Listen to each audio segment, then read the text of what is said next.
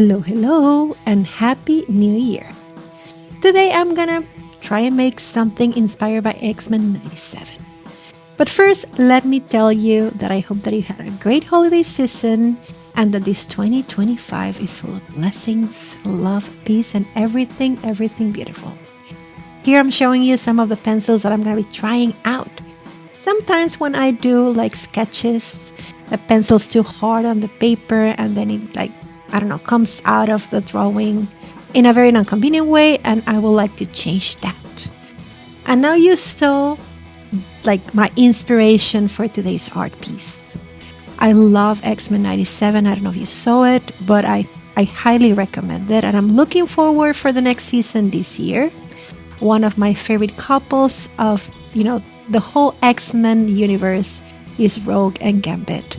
And I wanted to make a tribute to their love and their romance. So I have these figures. As I told you, I like to collect toys.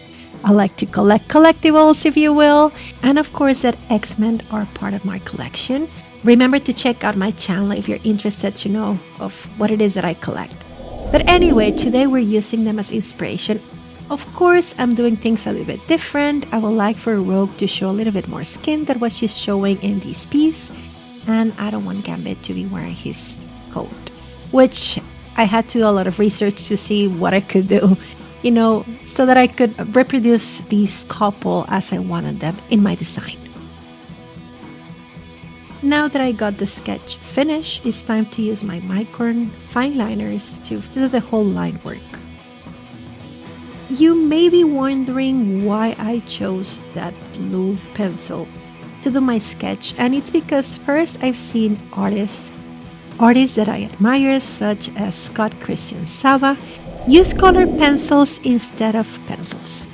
And I think it has to do something with the texture, which I honestly have to say that it's smoother, way smoother, but I also know that certain colored pencils, such as this blue, doesn't really come out on a photocopy. And after I do the line work, I usually scan my art because, I don't know, I'm afraid I'm gonna mess up and that I have to print it and try again. So yeah, I've been doing this for quite a while.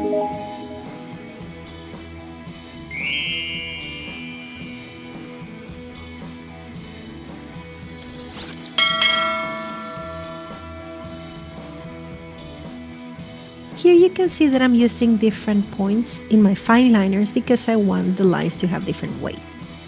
Basically, the outer line is going to be heavier, and the lines that are inside, I guess, of the object or the drawing, I'm going to use a more fine point.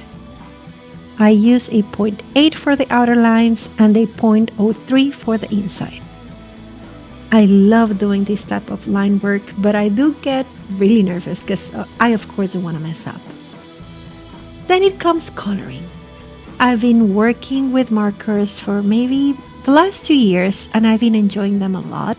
I think it's a technique that is really clean, that you can get really vibrant results, and it's probably easy to a lot of us.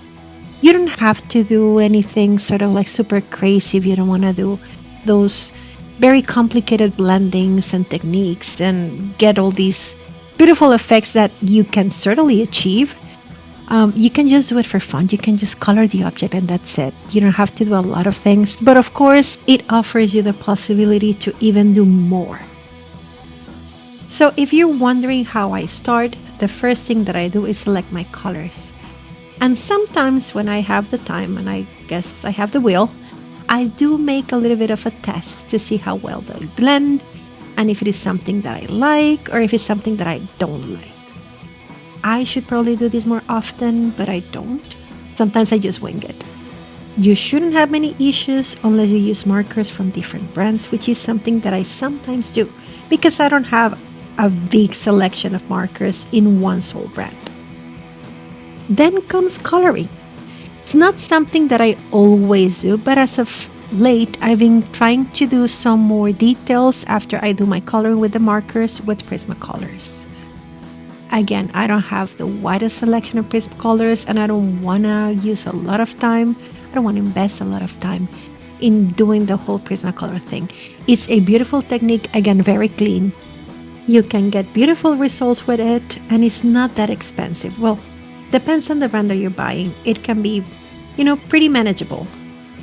But to get those beautiful, realistic results, you have to put a lot of work and a lot of effort. And as you know, practice and consistency always makes perfect.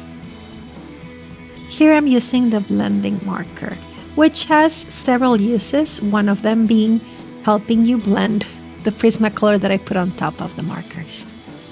If you'd like to see a video of the things that you can do with this blender marker, let me know down in the comments. And then just to finish up the piece, I like to do a little bit more detailing with Prismacolor, which you can also use acrylic markers. And I have some acrylic markers that I need to test, so you'll be seeing a little bit of that pretty soon.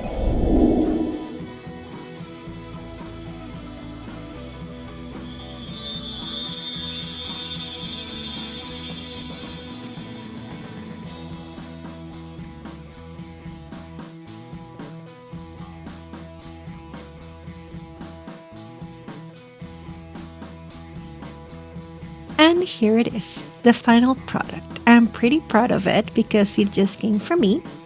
I just had this idea that I saw in a picture, and then I used my figures to reproduce the position in which a couple was in, and now I have Rogue and Gambit in a design that I created on my own. Thank you so much for watching. I hope that you really like this video and that I see you on the next. And in the meantime, keep creative, keep safe, and always, always be kind. And I'll see you soon. Bye! Please like and share my video. And don't forget to subscribe to my channel. See you next time!